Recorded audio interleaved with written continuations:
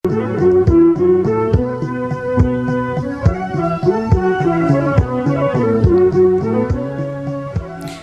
ተናስተልኝ እንደምን አላችሁ ዛሬ እንግዳ አለን እንግዳችን ፋርማሲስት ነው ፋርማሲስት አያናው ሞሌ ይባላል ዛሬ ምን ነጋገራቸው ጤናን በሚመለከት ነው ሰላም ተናስተልኝ አያናው እኔ ያስተላል ይሰማል አይደል ይሰማል ጥሩ አንተ የህክምና ባለሙያ ነህ ያው ፋርማሲስት ነህና ባጭሩ ግን ፋርማሲስት ማለት ነው እስኪ ለአድማጩ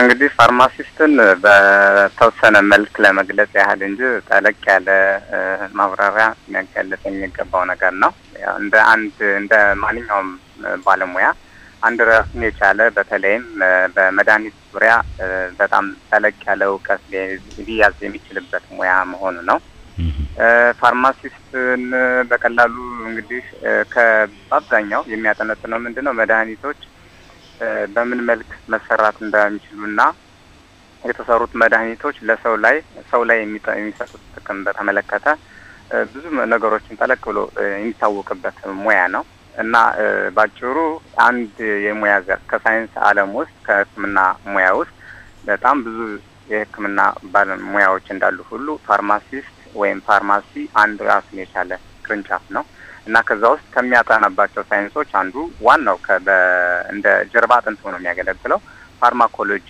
ነው ፋርማኮሎጂ ምንድነው ስሙ ነው እንጂ ዋናው ምንድነው ጽንሰ ሐሳቡ ዋና የፋርማኮሎጂ ዓላማው መድኃኒቶችን በምን መልክ መሰራት እንደሚችሉ የተሰሩት መድኃኒቶች ምን አይነት ጥቅም እንደሚሰጡ የሚሰጡት ጥቅምና የጉዳትም ደግሞ በስተጀርባ ብዙ ነገሮች የምናይበት ነው እና ባጭሩ አንድ የህክምና ዘርፍ ማለት አንድ ቅርንጫፍ የሙያ ዘርፍ ነው ብዬ ነው እንደማንጀምረው ጥሩ አያናው አዲስ አበባ 5 ኪሎ ነው አለ የተማርከው መጀመሪያ ጎንደር ነው ከዛ በኋላ ወደ አዲስ አበባ በአትላስ ዩኒቨርሲቲ የሚባል የግል ኮሌጅ ዩኒቨርሲቲ ተመረያለሁ መጀመሪያ ግን ጎንደር ዩኒቨርሲቲ ነው የተማርኩት ሁለት ቦታ ነው የተማርኩት ቸቸላ መሆኑ ነው ቸቸላ ማለት ነው መጀመሪያ ጎንደር ቸቸላ ነው የተማርኩት ከዛ ደግሞ ተመረያለሁ ጥሩ ይሄንን ያህል ከሄድን ዛሬ የምንነጋገርባቸው እንዳልከው የህክምና ዘርፎቹ በጣም ሰፊ ናቸው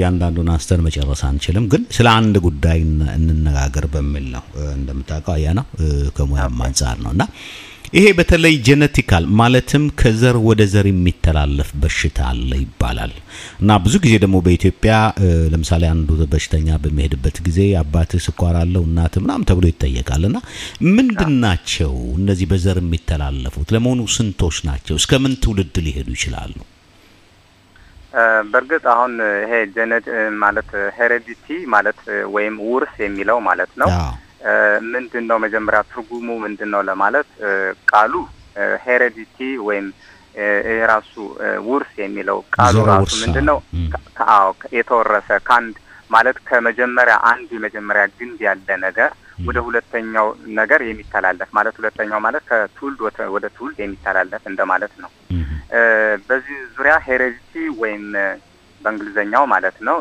ጂን ይሄ ነገር ሲተላለፍ ብዙ ጊዜ ከዋናው አስተላላፊ ለምሳሌ ከእናትና ከአባት አንድ ልጅ የሚወርሰው የውርስ ባህሪ አለ እነን በሚተላለፍበት ሰዓት የውርስ አወራረሱ ማለት ይሄ ጄኔቲካሊ የሚተላለፈው ባህሪ የመዛባት ባህሪ ሲኖር ማለት ያ ማለት ምንድነው ኮፒ ያደርገዋል ያን ጄኔቲክ ሲያስተላልፍ ወደ ልጁ ኮፒ የሚደረግበት እንትን አለው ከእናቱም ከአባቱም ማለት ነው የሚወስደው የጄኔቲክ ሜካኒዝም አለው ሜካኒዝም አለው ያን ሜካኒዝም ካንደኛው አብልጦ ካንደኛው አሳንሶ የሚወሰድበት ሁኔታ አለ በሌላ በኩል ደግሞ ፕሮፖርሽናል ወይም በተመጣጣኝ በሆነ መንገድ የሚወስድበት የውርስ ባህሪ አለ እነዚህ ነገሮች በሚተላለፉበት ሰዓት የተለያዩ ችግሮች ሲያጋጥሙ በሰላም የሚተላለፍበት ነገር ከሆነ ትክክለኛውን የጄኔቲክ ባህሪ ያስተላልፋል ግን ብዙ ጊዜ ይሄ ነገር የሚከሰተው የጄኔቲክ ባህሪ ወይም የውርስ ባህሪ ችግሮች የሚከሰቱት ወይ የዱፕሊኬሽን ወይም የመራባቱ ባህሪ የተጋነነ ከሆነ ባንዱ በኩል ያ ማለት ኦቨር የሆነ ወይም ከመጠን በላይ የሆነ የመተላለፍ ባህሪ ሲኖረው ማለት ነው ወይም የማነስ ባህሪ በሚፈለገው በታች አንሶ ከተገኘ እንዲህ አይነት ችግሮች ሲኖሩ ወይ የጂንሱ ወይም የሄሬዲቱ ወይም የውርሱ ባህሪ የተዛባ ሲሆን ያ ማለት ወደ በሽታ የመቀየር ባህሪ ይኖራል ማለት ነው። ለምሳሌ አሁን ቅድም እንዳነሳው የስኳር በሽታም ሊሆን ይችላል፣ የደም ብዛትም ሊሆን ይችላል፣ የቅባት መጠን ወይም እንደዚህ አይነት ነገሮች ሊሆን ይችላሉ። በዚህ ዙሪያ የሰው ልጅ ባህሪ በውስጡ የሚተላለፉት ነገሮች ማለት ከእናት ከአባት በተለያየ መልክ ከበሽታዎች ውስጥ የተወሰነ ፓርት ትንሽ አስተዋጽኦ የሚያደርግበት ሁኔታ አለ። ማለት እናት ወይም አባት በስኳር በሽታ ሂስትሪ ካላቸው ወደ ልጁ ከጄኔቲክ ባህሪው አንጻር የሆነ የመተላለፍ ባህሪ የሚያጋጥምበት ሁኔታ አለ። ይሄ ማለት ምንድነው? ከሕክምናው ዓለም ውስጥ እንግዲህ የስኳር በሽታ ምን በለው የደም ብዛት ምን በለው በተለያየ መልክ ከሚተላለፈው የደም ስንል የደም ብዛት ማለታችን ነው። የደም ብዛት ማለት የደም ብዛትም በዘር ይተላለፋል።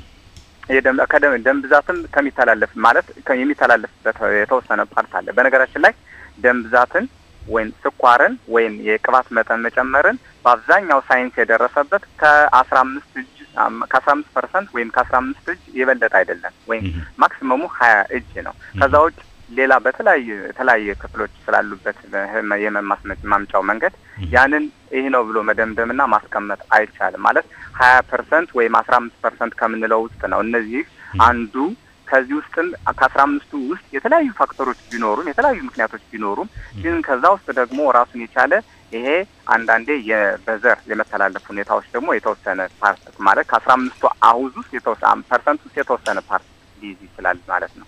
እና በዛን ጊዜ የሚተላለፈው አንድ የተወሰነ ቅንጣት የተወሰነ ፓርት ሊከፍል ራሱን ይችላል ዋጋ ሊኖረው ይችላል ማለት ነው። እና ከዚህ አንፃር ውስን በዚህ መልክ በብዙ መልክ መግለጽ ይቻላል። ምን ያህል ናቸው አሁን የሚታወቁት? ምክንያቱም ሐኪም ቤት ሰው በመሄድበት ጊዜ ከእናት ከአባት እንዲህ ብለው ይጠየቃልና በሕክምና እስካሁን የተደረሰባቸው በዘር የሚተላለፉት ምን ያህል ናቸውና ምንድን ናቸውስ? እንግዲህ በቁጥር መግለጽ ይከብዳል። በቁጥር ይሄ ነው ብሎ መግለጽ ይቻላል፣ መግለጽ ይከብዳል። ምክንያቱም አንድ ሰው ከእናቱ ወይም ከአባቱ በወረሰው ሂደት ውስጥ ብዙ ነገሮችን ነው ኦልሞስት በእንትን ብናስቀምጠው በጂን ሁሉን ሰው የሚተላለፈው ከእናትና ከአባቱ ያገኘውን ነው። እንግዲህ ያ ተቀላቅሎ ማለት መጀመሪያ ላይ የዘር ፍሬ ከሚያፈጠሩ ጊዜ ጀምሮ ብዙ የወረሰው አለ። ከእናቱም ከአባቱም የወረሰው ብዙ የውርስ ባህሪ አለ። ያን የውርስ ባህሪ በተለያየ መልክ መግለጽ ይቻላል። እኛ የምናደርገው ምንድነው? ምናልባት አሁን ይህን ከበሽታዎች ጋር በማያያዝ አደረግነው እንጂ በቀለም ሊሆን ይችላል። ለምሳሌ ትልቅ ምሳሌ ሊሆን የሚችል በውርስ ከሚተላለፉት አንዱ በአይን ከምናያቸው አንዱ የአይን ቀለምን መገመት እና መናገር ይቻላል። የአይን ቀለም ለምሳሌ በውርስ ከሚተላለፉት አንዱ ነው ብለን ማለት እንችላለን። በበሽታ ብቻ ልንገልጸው አንችልም። ውርስን ማለት በቁጥር እሱማ የቆዳም ጉዳይ አለ፣ የቆዳው ጉዳይ አለ። እናቷን ትመስላለች፣ አባቷን ትመስላለች፣ አጎቷን ትመስላለች። ይሄ ማለት ነው በተለያየ ውጫዊ ገጽታው ነው። ውጫዊና ውስጣዊ ገጽታ ውርሶች አሉ። ውርሶች ሁለት አይነት ናቸው። እሺ ሌላ ደግሞ ለምሳሌ አሁን ደምን ለምሳሌ መውሰድ እንችላለን። ሁለተኛ ምሳሌ አሁን ይሄ በተዘዋዋሪ የውርስን ባህሪ ይገልጻል። ለምሳሌ የደም እንትኖች ቁጥሮች ለምሳሌ ደም አይነቶችን ለመግለጽ ኤ ቢ እና ኦ ብለን እንገልጻቸዋለን። እነዚህ በሚገለጹበት ሰዓት በተዘዋዋሪ የውርስን ባህሪ ይገልጻሉ። ማለት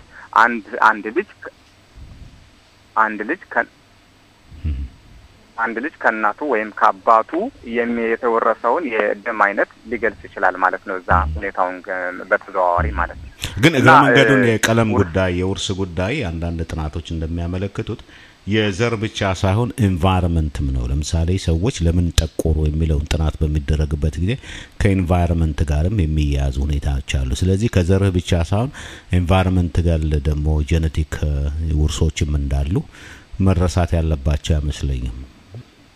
አዎ ማለት በርግጥ ለምሳሌ ውርስ ሲባል ትክክለኛ ማለት የሆነ ትክክለኛ ገጽታውን ሊገልጽ የሚችለው ገጽታን እንጂ ውስጣውን የሚገልጸውን እንጂ ከዛውጭ ለምሳሌ አንድ ሰው በህይወት ዘመኑ በአጋጣሚ በአደጋሚ ሊሆን ይችላል በተለያየ መልክ በራሱ ጊዜ ተፈጠረ ችግር ያለው የሰውነት ጄኔቲክ ወይም ውርስ ወለልጁ ወይም ሌላ ይተላለፋል ማለት አይደለም። በነገራችን ላይ በውርስ ባህሪ ውስጥ የሚተላለፉም የማይተላለፉም አሉ። ለምሳሌ የማይተላለፉ እንዳለ ሳይቀየሩ የሚተላለፉ የውርስ ባህሪዎች አሉ። እንደገና ደግሞ ተቀይረው በየጊዜው እየተቀየሩ የሚሄዱ አሉ።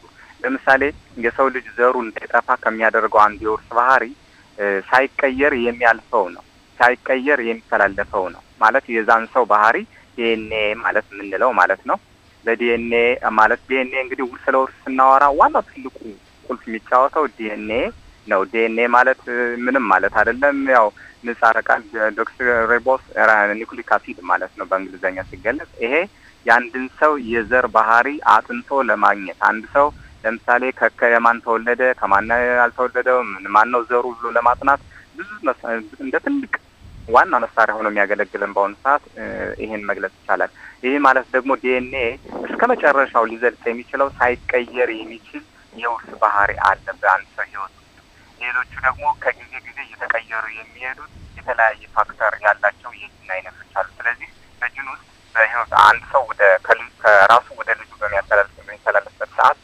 የሚተላለፈው ሳይተላለፍ እንዳለ ሳይቀየር የሚተላለፍ የጂን ባህሪ ያለ ወይም የውርስ ባህሪ ያለ እንደ በጊዜ ወደ ጊዜ ደግሞ እየተቀየረ ይሄዳል ከዚህ አንፃር መግለጽ ይቻላል አሁን ምንድናቸው ለምሳሌ ሳይቀየሩ የሚተላለፉና ተቀየረው የሚወረሱ ውርሶቹ ምሳሌ በተጨባጭ የምናደርጋቸው ምንድናቸው ይሄንን በርግጥ አሁን በዚህ መልኩ ለመግለጽ ትንሽ ይከብዳል ሳይቀየር ጂን ማቃ የጂን ባህሪ ወይም የውርስ ባህሪ ይሄ ነው ብሎ ለመግለጽ በተለያየ መልኩ ለምሳሌ ካንዱ በተቀየረ መልክና ከሌላው ባልተቀየረ መልክ የተገለጸ ብሎ ለመግለጽ የግድ ብዙ ጊዜ አሁን ዲኤንኤ ነው እንግዲህ ትልቅ መሳሪያ ሆኖ የሚያገለግለው ዲኤንኤ ማለት ጂን የመጨረሻው ለምሳሌ የመጨረሻው ቅንጣታችን ሁሉ ነገር የሚከታተለው ወይም የሚቆጣጠረው ጂን አለ ከጂን ውስጥ እነዚህ የሚመሰረቱ ቤዞች አሉ መሰረቶች አሉ ለምሳሌ በተለያየ መልክ ለምሳሌ ኒኩሊዮታይድ ዳይኖ ወይም አርኤንኤ ዲኤንኤ ይቻል መንገልጻቸው በተለያየ መልክ አሉ ከዛ ውስጥ ሞለኪውላር ስትራክቸር ወይም በእንትኑ ቅንጣቶቹ እነዚህ የሚሰራበት የመጨረሻ ስብርባሪ የምንላቸው አካሎች እየተጠኑ ወይም እየተመረመሩ በሚገኙበት ጊዜ ነው አሁን ይሄ ምንድነው የተላለፈው ምንድነው ያልተላለፈው ብሎ መግለጽ የሚቻለው እንጂ በቀድሞ ይሄ ነው ብሎ ይሄን የማይተላለፈው ይሄን የሚተላለፈው ብሎ ለመናገር ትንሽ ላይ ትንሽ ከበድ ያለ ሳይንስ ነው ያለው ኦኬ እንደዚህ ካልን እስኪ ወደ ሌላ ነጥብ እንሄድና እግረ መንገዳችን የህክምና ጉዳይ ነው ያነሳነውና ለምሳሌ አንድ በሽተኛ ወደ ሆስፒታል ይሄዳል ሆስፒታል ይሄድና ሐኪሙ ቶሎ ብሎ ፕሪስክሪፕሽን ወይም የመድኃኒት ማዘዣውን አይጽፍለትም ወደ ደም ምርመራ ይለዋል ወደ ሽንት ይለዋል አይነ ምድር ምርመራ ይባላል እና ከነዚህ ምርመራዎች ምንድነው የሚገኘው የሚለየው ምንድነው ለምሳሌ ደም ውስጥ በደም ምርመራ የሚገኝ ምንድነው በሽንት የሚገኘው ምንድነው ተመሳሳይነትና እንትናቸው እና የተለያዩ የምርመራ አይነቶች አሉ ምንድናቸው ለምንድነው ከደማችን ውስጥ ምንድነው የሚገኘው እንግዲህ አሁን ምንድነው ብዙ ጊዜ በደማችን ውስጥ ብዙ አይነቶች እንትን አሉ የኬሚስትሪ ውጤቶች አሉ ደም ውስጥ እውነቱን ለመናገር ምናልባት የላቦራቶሪ ውጤት አይተው ከሆነ በብዙ መልክ በአሁኑ ሰዓት ማንንም ሰው ግልጽ አድርጎ በሚቀመጥበት ሁኔታ የሚገለጹ ወረቀቶች አሉ ለምሳሌ ሐኪሙ መጀመሪያ አንድ ታካሚ ወደ ህክምና በሚሄድበት ሰዓት ህክምና ባለሙያው ጋር ሲቀርብ መጀመሪያ የሚጠየቀው ምንድነው በኢንፎርሜሽን ደረጃ ነው የሚጠየቀው ወደ ዋናው የህክምና ፕሮሰስ ከመግባቱ በፊት ያ ማለት ምንድነው የህመሙ ምክንያት በምን መልክ እንደተነሳበት ከምን ጋር ሊያዝ እንደሚችል በኢንፎርሜሽን ደረጃ መጀመሪያ መግለጫ እንዲሰጥ ያደርጋል አንድ ሐኪም ያን ከሰጠው በኋላ በቀላሉ ሊያክመው ይችላል በቀላሉ አክመዋለሁ ብሎ የሚያምን ከሆነ በቀላሉ ነገሮችን ወደ ላቦራቶሪ ወደ ተጨማሪ ህክምና ሳያዘው ቀጥታ የሚያስፈልገው መድኃኒት አዞ ሊለካው ይችላል ያንን ታካሚ ከዛ ውጭ በሆነ ግን ለምሳሌ አንድ ታካሚ በሄደበት ጊዜ ከበድ ያለ ሐኪሙ ከሚጠብቀው በላይ ይተራጠራቸውን ነገሮች ተጨማሪ ማብራሪያ የሚፈልግበት ሁኔታ ካለ ወደ ላቦራቶሪ የሚተራጠረውን ነገር ለምሳሌ በሽንት ውስጥ ለምሳሌ ስለ ስኳር መጠን ወይም የስኳር ሁኔታ ደም ውስጥም እንደዚሁ በተለያየ መልክ ማወቅ ይቻላል አሁን በዚህ መልክ ምን ኬሚስትሪ ፓርቶች አሁን እንዳልኩ ብዙ ነገሮች አሉ የኬሚስትሪ ፓርቶች አሁን ለምሳሌ በደም ውስጥ ማለት ነው በሽንትም ብዙ የኬሚስትሪ ውጤቶች አሉ በደም ውስጥም ብዙ የኬሚስትሪ ውጤቶች አሉ እንግዲህ ደም ሲባል ዋናዎቹ ደም ውስጥ ምንድነው እንደ ነጭ ደም እንደ ቀይ ደም እና ፕላትሌትስ የሚባሉ እነዚህ ደም እንዲረጋና እንዲቀጥም ብዙ አስተዋጽኦ የሚያደርጉ አሉ እና እነሱ መለኪያዎች በብዙ መልክ ሊታዩ የሚችልበት ሁኔታ አለና ከዛ እንግዲህ የደም ብዛትንም የስኳር ህመምንም ወይም የቅባት መጠንንም ብዙ ጊዜ አንድ ባለሙያ ብቻ ሳይሆን ታካሚው የሚያውቅበት ዘመን ደርሷል። በቁጥር ነው የሚገለጹት እነዛ ነገሮች እና እነዛን ህክምና በሚደረግበት ሰዓት ይሄ እንደ ምሳሌ ያደረኩት እንጂ ሌላ የተለያየ ኬዝ ሊሆን ይችላል፣ በተለያየ ምክንያት ሊሆን ይችላል ያ ታካሚ የሚመረመረው ሁኔታ እና ግን ሴሌክት አድርጎ የሚፈልገውን ፓርት ይሄ ለዚህ ህክምና ይሄን እያለ እያንዳንዱን ፓርት አስቀምጦ ወደ ህክምና ወይም ወደ ላቦራቶሪ ክፍል ይልከዋል። ላቦራቶሪ ክፍል ያን ውጤት የገመገመው ውጤት ከሚገባው በላይ አልፎ መጠኑን አልፎ ካገኘው የተጠራጠረውን ነገር ልክ ነው ይሄን ተጠራጥሬ ነበር ስለዚህ ውጤቱም ያሳያል ብሎ ወደ ድምዳሜ ሊደርስ ይችላል። ለምሳሌ እንደዚህ ቁጥሮቹን በመግለጽ ማለት ነው። ከዛ ውጭ ከሆነ ደግሞ ያ የሰጠው ኖርማል ከሆነ የተጠራጠረው ነገር ፌል ካደረገ ወይም ካላለፈለት ወደ ሌላ የህክምና ምርመራ እንዲመራ ያደርገዋል ማለት ነው እና ባጭሩ ደም ውስጥ እነማን ናቸው ወይም በሽንት እነማን ናቸው ምናምን ለማለት ሳይንሱ በጣም ሰፊ ነው በእውነት። በአሁኑ ሰዓት መድኃኒት እያንዳንዱ በትላንት ስንጠቀም የነበረውና ዛሬ የምንጠቀመው መድኃኒት በየጊዜው እየተቀየረ በሄደ ቁጥር የህክምና ቴክኖሎጂን በጣም በብዙ መልክ እየሰፋ ሄዷል። አሁን ቁጥሩን በአሁኑ ሰዓት ይሄ ነው እዚህ ነው ብሎ ለመግለጽ ይከብዳል። ግን ምንድነው በሚያስፈልግ መልክ ለዚህ ለምሳሌ ልበል ለስኳር በሽታ ምን አይነት ማን ላይ ለምሳሌ ሽንት ላይ እናተኩር ወይም ደም ላይ እናተኩር ወይም ምን ላይ እናተኩር ብሎ የሚነሳበት ዋናው ነጥቡ ላይ ነው ትልቅ መደምደሚያ ነጥብ የሚሆነው ማለት ነው። በሐኪምና በበሽተኛ መካከል አንድ በሽተኛ ሆስፒታል ሄዶ ግንኙነታቸው ለምሳሌ ከበሽተኛው ሐኪሙ የሚጠብቀው ምንድነው? በሽተኛው ከሐኪሙ የሚጠብቀው እንዴት ነው? በሁለቱ መካከል ያለው ግንኙነት ኦኬ ይሄ በጣም ደስ የሚል ጥያቄ ነው። ብዙ ጊዜ በጣም ተደጋግሞ የሚነሳ በጣም አስፈላጊ የሆነ መሰረታዊ ነገር ነው። ይሄ ማለት ምንድነው? መጀመሪያ እንደ ህክምና ባለሙያ የህክምና ባለሙያ ሐኪም ማለት ያን የታመመ በሽተኛ ማከም መቻል አለበት በትክክለኛ በአግባቡ። ለደሞዝ ብቻ በማሰብ ወንበሩ ብቻ ስለተቀመጠ ወይም ህክምና ባለሙያ ስለሆነ እዛ ቦታ ስለተቀመጠ ሳይሆን ያ የታመመን ሰው ማከም መቻሉን ማረጋገጥ ነው ዋናው የሐኪም ዋናው ትልቁ። ሐኪም ብቻም ሳይሆን ማንንም የህክምና ባለሙያ ህክምና በመድኃኒት ሙያ የሚሰራ ሊሆን ይችላል፣ በነርስ ሙያ አካባቢ የሚሰሩ ሊሆን ይችላሉ፣ በዶክተር ሊሆን ይችላል። በተለያየ መልክ ታካሚን ማከም መቻል አለባቸው። ያ ማለት ምንድነው? ታካሚው ተበሳጭቶ ሊሆን ይችላል፣ ውስጣዊ ስሜት ተነክቶ ሊሆን ይችላል፣ በተለያየ መልክ ሊገልጽ ይችላል። ያን የህክምና ውጤቱን ለመግለጽ ወይም ያን ችግሩን ለመግለጽ የግድ ለባለሙያው የበላዩ ነው እንደ ታላቁ አድርጎ እንዳየው ሁሉ ተበሳጭቶም ተናዶም ቢቀርብም ሐኪሙ እጅግ በጣም በትልቅ ሳብላኖት ትልቅ ዋጋ ሰጥቶ ለታካሚው ዋጋ ሰጥቶ ማከም መቻልን ማረጋገጥ መቻል አለበት።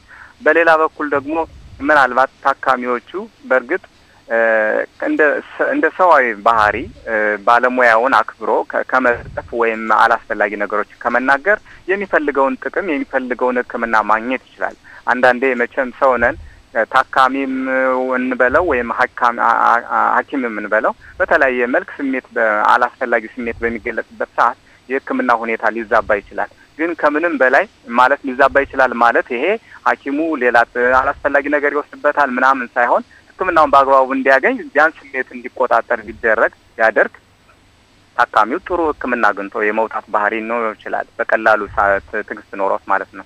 ከምንም በላይ ግን እኔ በተለይ የህክምና ባለሙያ የሆነ ሰው ትግስት እጅግ በጣም በምንም ታምር በቁጥር በማይገለጽ መልክ እንዲኖራቸው አስፈላጊ ነው ብዬ አምናለሁ። ታካሚዎችም በተቻለ መጠን በእርግጥ ታመው ነው የሚሄዱት። የታመመ ሁሉም ይናደዳል፣ ሁሉም ይላል አይደለም። ግን በአብዛኛው በሚከሰት ጉዳይ ትንሽ ትግስት ኖሯቸው ነገሩን እንደ ቤተሰባዊ ፍቅር እንደ ታላቅና እንደ ታናሽ ሆነው ቢጨርሱት የተሻለ ነው ብዬ አምናለሁ። አንድ በሽተኛ ለሐኪሙ በሽታዬን ማወቅ እፈልጋለሁኝ እና በጽሁፍ ይሰጠኝ በቃልም ይነገረኝ ብሎ መጠየቅ ይችላል። በሽታውን በጽሁፍ ሊሰጠው ይችላል ማለት ነው። ምንም ማለት እንግዲህ ምናልባት ያን ነገር ምንድነው የህክምና ሁኔታ ምናልባት ሙሉ በሙሉ አንዳንዴ ችግሩን ሐኪሙ 100% ገልጾ የማይቻልበት ወይ የማይገልጽበት ሁኔታ ካለ ምናልባት ያን ነገር 100% መደምደም ላይ ይችላል። የመጀመሪያ ምንድናቸው የማይነገሩ ሐኪሙ ለበሽተኛው የማይነግራቸው በሽታዎች ምንድናቸው? የማይነግራቸው የሚባል ምናልባት እንግዲህ አጋጣሚ ምናልባት የማይነግራቸው ተብሎ ማስቀመጥ የሚቻለው ምንድነው ሐኪሙ 100% ለዛ ህክምና እርግጠኛነቱን እስካልደረሰ ድረስ ሊደብቀው ይችላል፣ ላይነግረው ይችላል ያን ነገር በደንብ እስካረጋግጥ ድረስ። ከዛ ውጪ ግን ህክምናው በደንብ ታውቆ የዛ ሰውዬ ችግር በደንብ ታውቆ ነገሮችን መደምደም የሚያስችል ሁኔታ ከሆነ ይሄ ነው ችግርህ ያም እኮ ታካሚውም እኮ ዛ በኋላ ችግሩን አውቆ ራሱም እንዲያክም የሳይኮሎጂካል ወይም በተለያየ መልክ የምክር ድጋፍ ይሰጣዋል። እንግዲህ አሁን በዘመናችን ትልቁ በሽታ የሚባለው ወይም አሳሳቢ በሽታ የሚባለው ኤችአይቪ ነው። ከኤችአይቪ በላይ ትንሽ የሚያሰጋው የሚያስፈራ ብለን በሽታ ምን ይዛቸው በእርግጥ ሌሎችም ያስፈራሉ፣ ግን ለዘመናችን ትንሽ ፈተና የሆነው እንደ ኤችአይቪ በሽታዎችን ብንወስድ ለምሳሌ ኤችአይቪ የለብም ወይም ያለበት የለብም ተብሎ ሊደበቅ አይችልም። መድኃኒቱን መውሰድ ሊጀምር ነው። ብዙ ነገሮች ህክምና ሊያስፈልጉት ነው፣ ምክር ሊያስፈልገው ነው። ስለዚህ ከዚህ አንፃር ሐኪሙ ያለውን ችግር ይሄ ነው ብሎ ሊያስረዳው የሚችልበት ሁኔታ አለ። ግን በሚያስረዳው ሁኔታ ቀጥታ በደረቁ ሳይሆን በምክር ከትልቅ የሳይኮሎጂካል ትሪትመንት ወይም የስነ ልቦና ምክር በኋላ ነው ያን ነገር መንካ ትንሽ አሳሳቢ የሆነ በሽታ እንኳን ቢኖረው ከዛ በኋላ ሊነገረው ይችላል እንጂ የሚደበቅ የሚባል በሽታ በአሁን ሰዓት ድሮ ነበር። አሁን እንዲህ አይነት ነገር የለም። ጥሩ። እስኪ ወደ ሙያህ እንግባ። ወደዚህ ፋርማሲስት የተለያየ አሰራር አለው። ለምሳሌ ወደ ስካንዲኔቪያ፣ ኖርዌይ፣ ስዊድን አንድ ሰው መድኃኒት ለመግዛት ሲሄድ ቢያንስ ሁለት ጠበብቶች ባለሙያዎች እዛ ፋርማሲ ውስጥ ነው እና አሁን ባለንበት ሀገር ደግሞ አንድን ፋርማሲ አይቶ ፕሪስክሪፕሽን ማለትም የመድኃኒት እንትኑ ማዘዣውን ሊሰጥ ይችላል። እንዴ ነው የተለያየ የፋርማሲ ዲሲፕሊኖች አሰራሮች አሉ ልበል?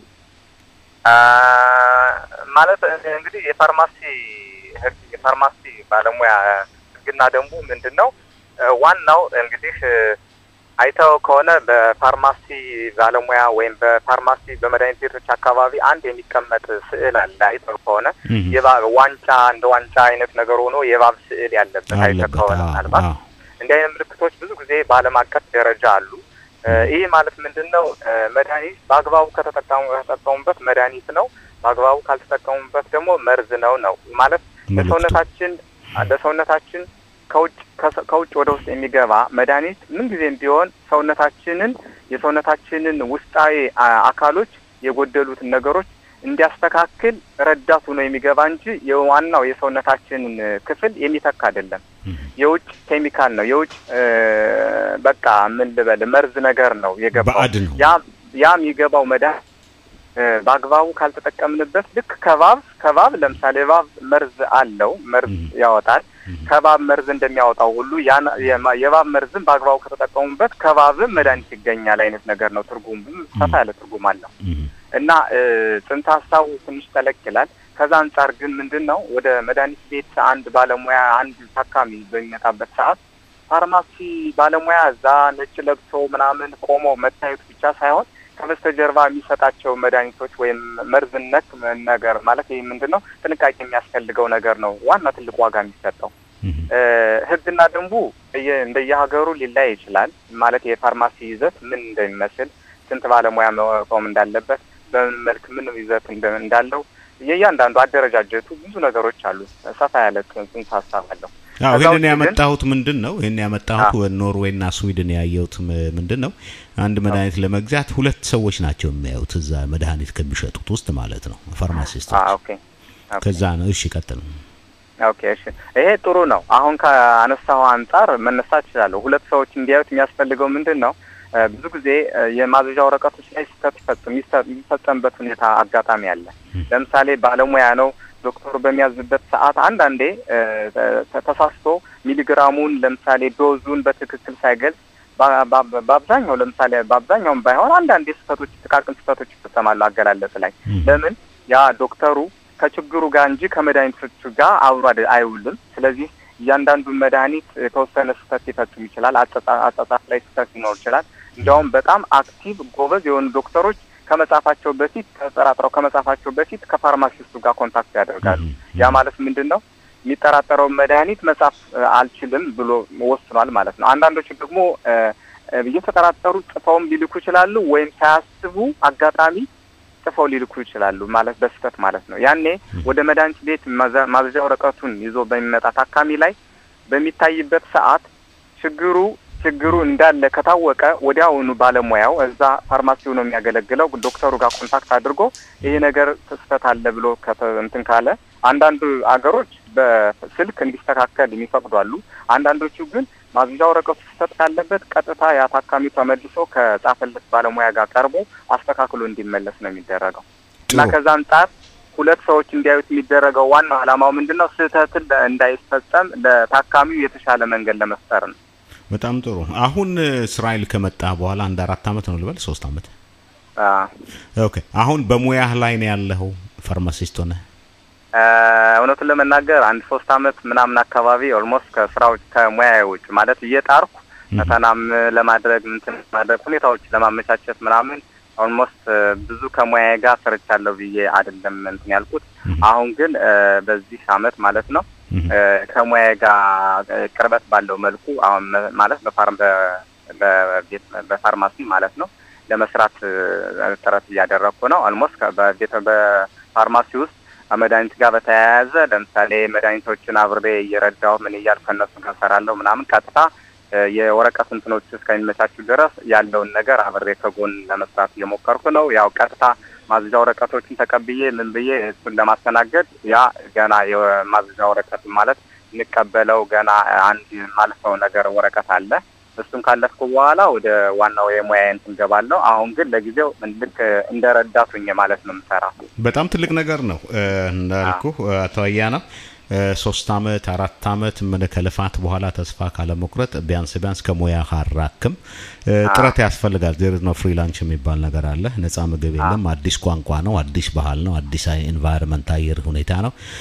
በጣም እናመሰግናለን። እንግዲህ በተለያየ አጋጣሚዎች እንገናኛለን። ህክምናን በተመለከተ እንደምትረዳን እንፈልጋለን። አቶ አያናው በጣም አመሰግናለሁ። ጊዜ ይስጥልኝ። ኦኬ፣ እኔም በጣም ነው አመሰግናችሁ። ጊዜያችሁን ወስዳችሁ ለኔ እንደዚህ በማድረጋችሁ በጣም አመሰግናለሁ። ጊዜ ይስጥልኝ። ቴንክ ዩ። ባይ። ኦኬ፣ ባይ ባይ።